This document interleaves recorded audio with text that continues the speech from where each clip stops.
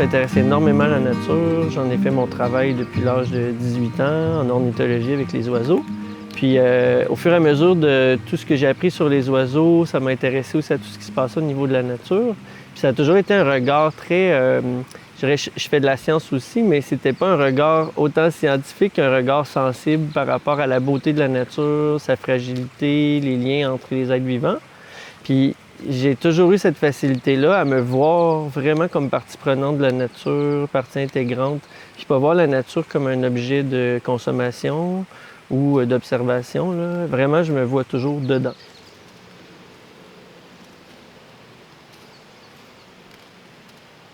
Si tout le monde sur la planète vivait comme un Canadien moyen, ça prendrait 4,7 planètes en ressources renouvelables pour vivre.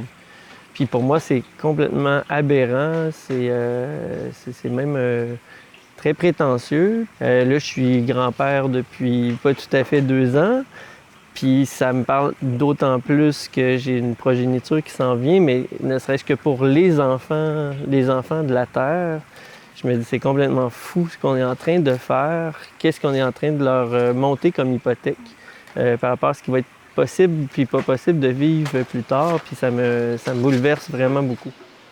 Puis moi, c'est important pour moi, personnellement, pour être cohérent puis faire du sens dans ma propre vie, de tendre vers un mode de vie qui peut préserver cette nature-là.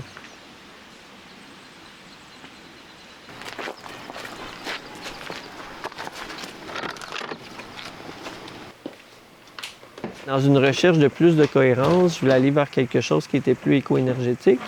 Et là, je me suis intéressé beaucoup au phénomène des mini-maisons. J'ai visité beaucoup de mini-maisons sur roues pour plein d'avantages que ça peut avoir, puis justement une meilleure isolation. Et quand je suis entré dans un tipi des vents, j'ai vraiment eu, au niveau de la luminosité, la sensation d'être dans quelque chose de très ouvert, de pouvoir marcher debout, bien sûr au premier plancher, mais même sur la mezzanine, de pouvoir être debout partout. Pour moi, ça m'a charmé.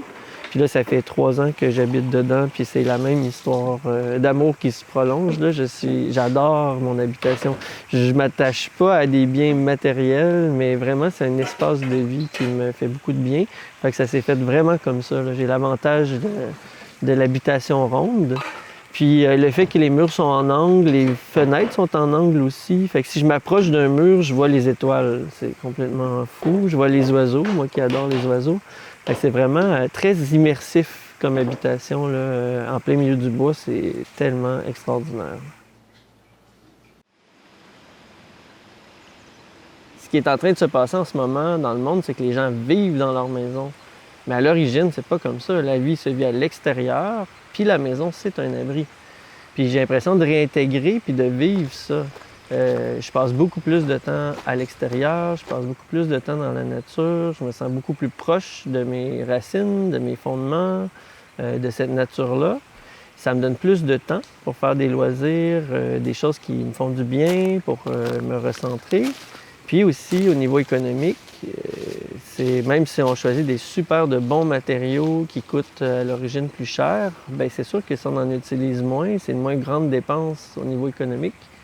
Puis à ce moment-là, ça donne l'opportunité de faire autre chose de notre argent, de ne pas avoir la pression de devoir payer une hypothèque épouvantable, puis d'être obligé de faire des choix de travail. Ça a une implication monstre.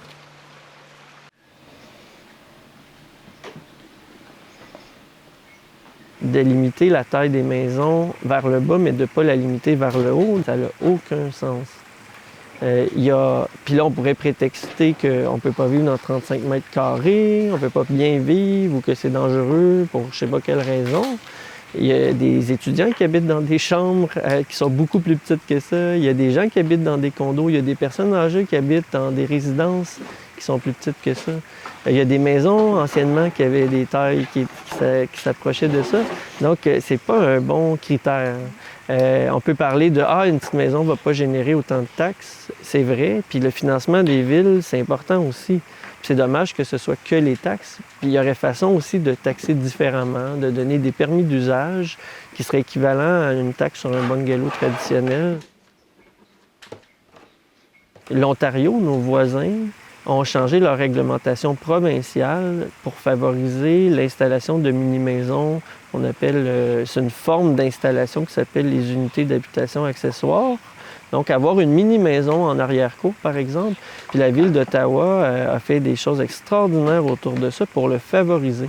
Fait qu'il y a beaucoup de grandes villes, Edmonton, Vancouver, il y a beaucoup de grandes villes qui ont mis de l'avant des programmes pour faciliter, pour encourager, pour faire en sorte que ce soit possible. Au Québec, on est un petit peu en arrière, je dirais, par rapport à ça, mais ça bouge. Il y a des municipalités qui montrent beaucoup d'intérêt pour ça.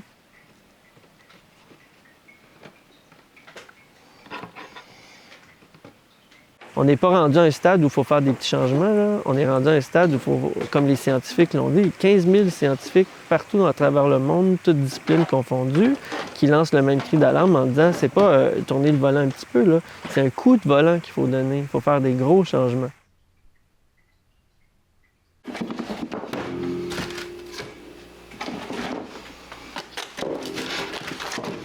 Je me plais toujours à me dire dans 10 ans, on va trouver ça normal. Aujourd'hui, on trouve ça particulier, on s'y intéresse, on est curieux. Fait que c'est un peu ça le travail de défricheur. Puis quand ça devient la norme, plus personne ne se pose de questions. Mais s'il y en a qui ont cet élan-là, moi je pense qu'il y a des chemins possibles. Là. Il y a plein de chemins possibles. Ils sont peut-être plus difficiles à trouver. Là. Ils sont plus étroits, c'est pas des autoroutes, c'est des petits sentiers. Mais les sentiers, on peut les trouver. Puis j'encourage parce que c'est comme ça que le changement s'installe.